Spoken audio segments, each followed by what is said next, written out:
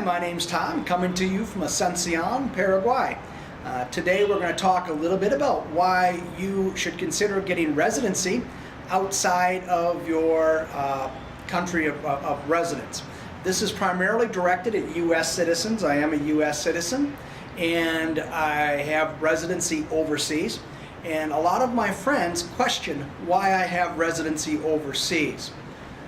There are a number of reasons I did it, and we're going to talk about those. And in many ways, people have to make up their own mind about things. I'm not here to tell you that I'm right and you're wrong, or that there's no other options available. What I am here to tell you is this is what I believe, so please save me the flaming emails. If you disagree, just feel free to disagree.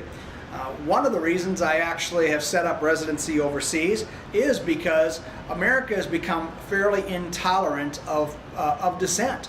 If you disagree with the political status quo, you're considered a bigot, a racist. If you believe that people should actually work for a living and that you shouldn't have to provide for them when they won't provide for themselves, you're considered cruel, you're considered unkind.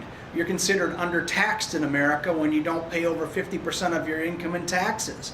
As a self-employed person in America, you'll pay approximately 28% in federal, you'll pay state, you'll pay over 15% in FICA and Medicare. You're going to pay over 50% of your salary once you start making any kind of a decent living, and then that'll drop off, but it's still going to remain extremely high. America, the last statistic I read from the Wall Street Journal, I believe it was 49.5% of Americans are now getting a government check of some type, government check, government money. 36% of working adults are not working, and you can't run a country that way. And so I and a lot of expats have simply decided that for us, we're going to spend a few dollars, take a little time, and provide an alternative in case things go badly. Now, most of the expats you'll meet do have some serious questions about America's future, but they're not conspiracy theory buff. They simply believe that it is an adult's responsibility to provide an alternative in case things don't work out in their host country. When I'm in America, I have car insurance, I have home insurance, I have disability insurance, I have health insurance. But what about freedom insurance? What about guaranteeing that if things don't go well, or that if you're not satisfied, that you can actually make an alternative decision and leave? TV shows in America now, this video is actually being made in August of 2012. There are shows called Preppers, where people are preparing for doomsday scenarios. Most expats like myself and people who seek alternative residencies and even overseas citizenship are not looking to get rid of their U.S. citizenship. They're not looking to give up America, but what they're looking for is an alternative because they see that we're on an unsustainable path. The debt in America is simply not going to be able to be paid back.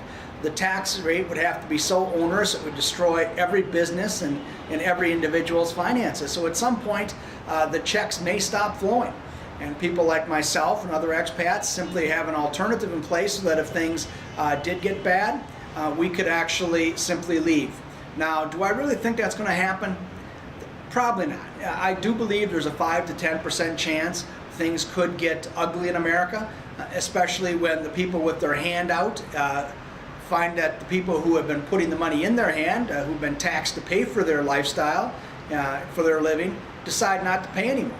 And that day is coming sooner rather than later.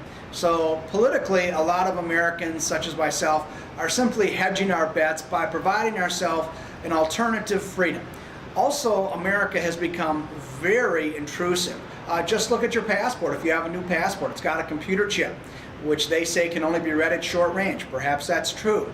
But Americans are tracked on cameras. We're tracked through our credit card purchases. I believe the founding fathers roll over in their grave and have something serious to say about the way we are treated as citizens. The police no longer seem to want to provide justice. They seem to want to ticket you and provide additional income for the police forces of their particular locale.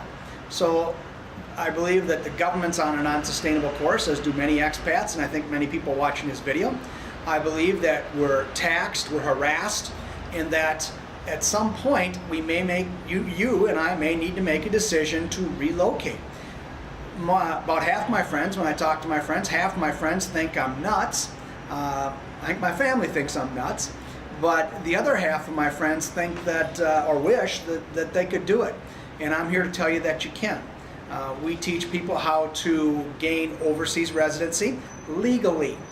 If you have a criminal background, for instance, we've had people come who have had violent crimes in their past, or drug crimes, or sexual crimes. If you have any of those types of things in your background, you won't be getting residency in Paraguay or anywhere else, primarily in South America. Part of the process is you're going to have to provide an FBI report. Now, it doesn't have to be perfectly clean, but it better not have certain things on it, and we can advise you on that if you decide at some point you'd like to speak with us about how to establish overseas residency.